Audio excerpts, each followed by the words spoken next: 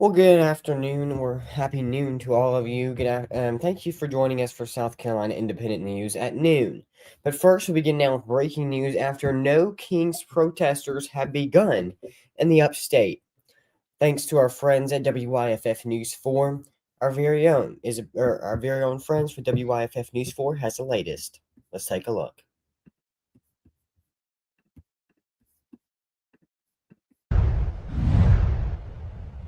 Tomorrow, thousands of No Kings events are going to take place across the nation, including ones right here in downtown Greenville. And ahead of these protests, we're taking a look at what No Kings means. Thousands of events with millions of voices, all being heard tomorrow as No Kings protests return for a second time. There will be roughly 2,500 planned events happening nationwide, and those that will be on the front lines are getting ready to make their voices heard. I think the No Kings movement is all about letting our voices be heard and exercising our rights as Americans to freedom of assembly, freedom of speech. The millions of people protesting are centered around a fierce love of our country, a country that we believe is worth fighting for. The first No Kings protest took place just 4 months ago, back in June.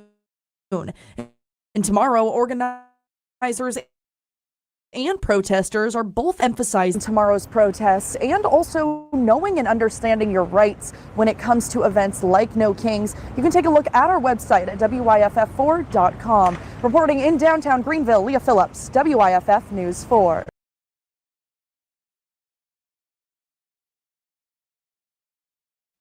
Thank you, Leah. That is the latest on our No Kings protests in the upstate. We still continue breaking news in Western North Carolina after a plane crash involved a pilot. They say in Avery County, North Carolina, authorities are investigating as a reported plane crash in Avery County. According to the NBC affiliate in Charlotte, the plane crashed in Avery County Airport, Morrison Field, just before noon, and one person died because of the result of the crash.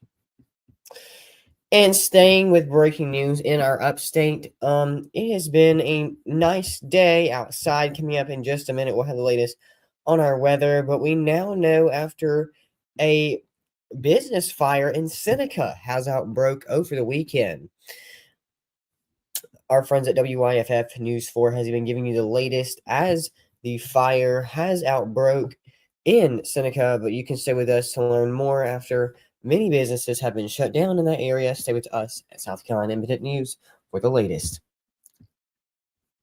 And super sweet, you only see here with us after a upstate students or younger people have been practicing swimming who may have disabilities. We brought you, our friends WYFF News 4 brought you this story just days ago after.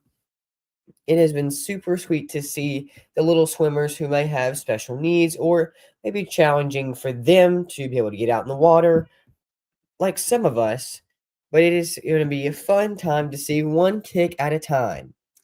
Let's take you this story right now.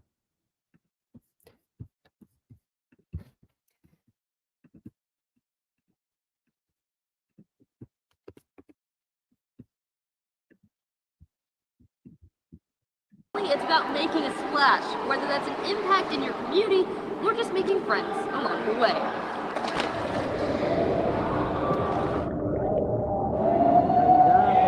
I like to go under and jump off the side and go on the water. Nothing can stop Ruth Ann and her sister Birdie from taking a plunge. One kick, one stroke, one float at a time. They're defying the odds. Ruth Ann has spina bifida, and she's completely paralyzed from the waist down. And then Birdie has Apert syndrome. It is just such a huge blessing to us, just for them, you know, to feel like every other kid who's taking swim lessons, but also from a safety aspect, for them to know how to swim. You're in front of me. In front of me? Yeah. Okay. Ruth Ann and Birdie know her as Miss Becca. To us, she's Rebecca Craig. The Aqua Angels program comes straight from a place in her heart. Met a gentleman who owns Brookside Pool. He had a sister named Angel. She went on a fishing trip with some friends and slipped off the embankment of a pond and she drowned. And when I heard about it, it completely wrecked my life. because I know I could have taught her the basics of how to save herself. Drowning is the leading cause of death in children. Those diagnosed with special needs, including autism, pose a higher risk. In the past year, Aqua Angels has recruited hundreds of swimmers, instructors, and volunteers to expand resources and life-saving efforts. Angels is a family, it's a community. We welcome everybody and want everyone to learn to swim. It's so important. It's the only sport that you can participate in that can save your lives. Tomorrow, they'll be hosting the Upstate's first adaptive swim meet. 40 athletes competing, and proceeds from that event will go toward providing scholarships to children and adults with special needs. The impact has been life-changing. If there's something you think they can't do, they'll shock you. It might look different, but the sky's the limit. Creating ripples of hope, making a difference in countless lives. Something Ruth Ann and her sister Birdie won't forget. And she just put me on my back on the needle here, and she didn't pull me in anything. I didn't use my hand the whole time. Reporting in Greenville, Caitlin Ashbaugh, WYFF. That is super sweet to hear that story here on South Carolina Independent News at noon. Let's take a look at our radar. Impact Day is not just in effect yet, because we do have some rain moving in our upstate this afternoon. As you can see right now, we are very dry and going to be staying that way. Let's take a look over the next several hours, getting into the afternoon hours, maybe after lunch, getting outside will be nice. We're going to be feeling pretty nice in our area. You can see the feels like temperature. We're going to be feeling pretty nice into the upstate as we go. We're going to be feeling a temperature plot of almost 70 in Greenville, 70 in Spartanburg, and getting down towards Lawrence, Gray Court. We're feeling a little bit warmer, but 66 in Clemson. It's going to be a little quite chilly for some of you guys getting in that area. Coming up, we'll have the latest on our weather for our upstate. And we are still coming to follow after lots of breaking news has been happening in our upstate over the past few days, but we are still continuing to follow after the No Kings protests are happening in Greenville. Let's take a look right now at our Skycam network, because just continuing to follow after a nice day, it's going to get warmer and warmer as we go throughout the day. But let's take a look at our Skycam network, thanks to our wonderful friends at WYFF News 4. Taking you there right now as we are having a little camera.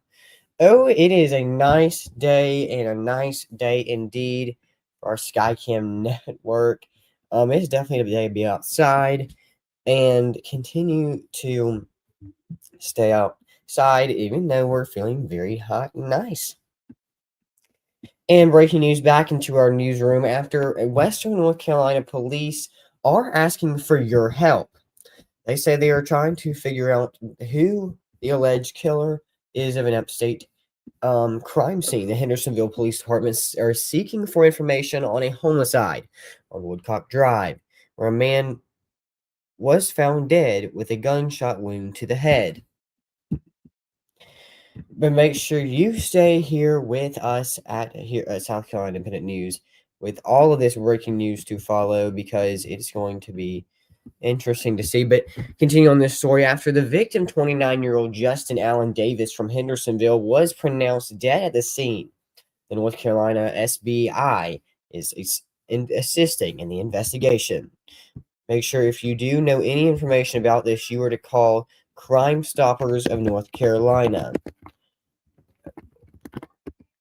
That number is the number for Crime Stoppers North Carolina is, or the Buncombe County Henderson County Henderson County Crime Stoppers. The number for Henderson County Crime Stoppers you can find on their website at hendersonvillecrimestoppers.com. And let's go back to our weather after a nice day. We're hoping it will stay that way, right? And hopefully we won't have any bad weather, but we are looking into our radar as we may have a little bit more interesting weather this afternoon for our friends in Western North Carolina. But we're gonna take you outside now. Let's take you to our weather team alive Super Doppler 2 HD. You can see we are very dry upstate wide and gonna be staying that way from all the way from Greenville to Spartanburg to home. We are feeling very, very, very nice in all of that. But let's take a look just into our afternoon. After getting 1 to 2 o'clock, you can see that the cloud cover becomes a little bit more faint into Western North Carolina. But moving on, 4, 5, 6 o'clock is when we're going to see, getting into the overnight hours, we're going to see a little bit more wet weather for our friends in Western North Carolina, getting a lot more cloudy. And as you can see, in tomorrow, early in the morning, we do have a pressure system, a low and a high pressure system. We're going to take you there, a low and a high pressure system that's going to be bringing us all of this weather. But you can see getting into tomorrow by 5 a.m., 6 a.m., and potentially getting into lunchtime, we're going to see more light rain and getting a little more heavier as the afternoon goes on for our friends in Western North Carolina. Even getting some impacts here at home. You can see on our live Super Doppler 2 HD for tomorrow at noon. We're going to be a lot more light rain, but as more you get towards downtown Greenville, we're going to see more heavy rain, but nothing too severe as we've seen on the coast over the last weekend, but getting heavy in some parts and then fading out by the afternoon hours, getting into Monday as moving on to our work week. But I would not expect anything major to be in our upstate for this area. Let's take a look now at our temperature plots. As you can see, we're 52, or excuse me, we are not 50, we are 72 in the upstate, 70 in Anderson, 70 in Hendersonville, Western North Carolina. You're about 69, 70, so that low to mid 70s, and maybe even to mid to upper 60s. And hopefully we're going to get better. So thank you for watching South Carolina Independent News. At noon, we hope you join us for all of our shorts. And coming up, we'll have the latest on all of your weather coming up this afternoon. Have a good afternoon.